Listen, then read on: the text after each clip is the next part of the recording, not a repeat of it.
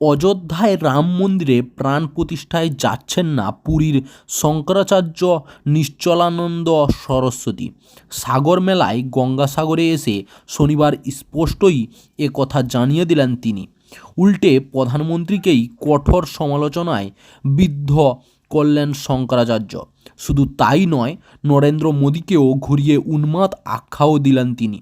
তার কথায় যারা দেশের শাসন করেছে তাদের শাসন করার দায়িত্ব শঙ্করাচার্যের।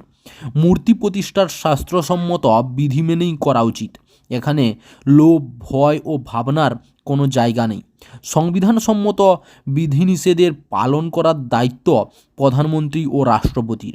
এই বিধিকে উপেক্ষা করেই নিজের নাম প্রচার করার প্রয়াসের অর্থ ভগবানের সঙ্গে বিদ্রোহ করা আর নিজেকে হনুমানের গদা বানিয়ে ফেলা। এসব করে ভবিষ্যতে চুরমার হওয়ার রাস্তা নির্ধারিত করে ফেলা হয়েছে। 22 তারিখ আমি প্রাণ প্রতিষ্ঠায় যাচ্ছি না।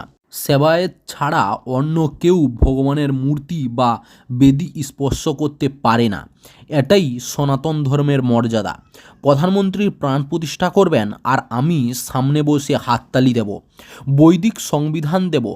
দানব, যমরাজ সবাই মানে, সবার কাছেই সেই সংবিধান কাম্য হওয়া উচিত। মোদীকে বিঁধে শঙ্করাচার্য আরও বলেন, রাজা কেউ নয়, প্রধানমন্ত্রীও বেতনভোগী।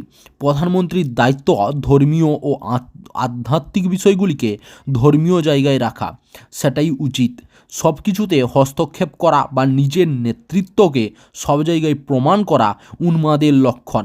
উন্মাদের পরিচয় দেওয়া উচিত নয়। রাধাকৃষ্ণন, প্রণব মুখোপাধ্যায়দের মতো আগেও অনেক রাজনৈতিক ব্যক্তিত্ব ছিলেন। তাদের মধ্যে এ ধরনের কোনো উন্মাদনা ছিল না। ধর্মীয় ক্ষেত্রে নিজেকে বজায় রেখে সেই ধর্মীয় ক্ষেত্রকে উন্নত করতে হবে, কিন্তু ধর্মক্ষেত্রে উন্মাদনা সৃষ্টি করে দাদাগিরি দেখানো উচিত নয়। এতে রাষ্ট্রপ্রধানের অপমান হয়। দেশের আর্থিক ভিত যা আছে সরকারের, তাতে নজর নেই। সে কারণেই দেশের অবনতির পথে যাচ্ছে। বাইরে খুব দেখানো হচ্ছে, কিন্তু কাজের কাজ কিছুই হচ্ছে না, বরং দেশের ভিত দুর্বল হচ্ছে। চাকরির খবর থেকে শুরু করে নিয়োগের খবর থেকে শুরু করে ঝড় ঝঞ্ঝা, দেশ বিদেশ, রাজ্য, জেলা এবং আপনার শহরের খবর একটা চ্যানেল আমাদের newsbangla.com সবার আগে আপনারা পেয়ে যাবেন। তাই চ্যানেলটাকে অতি অবশ্যই সাবস্ক্রাইব করে পাশ থেকে বেল আইকনটা ক্লিক করে অল নোটিফিকেশান অন করে রাখুন। জয় হিন্দ, জয় ভারত।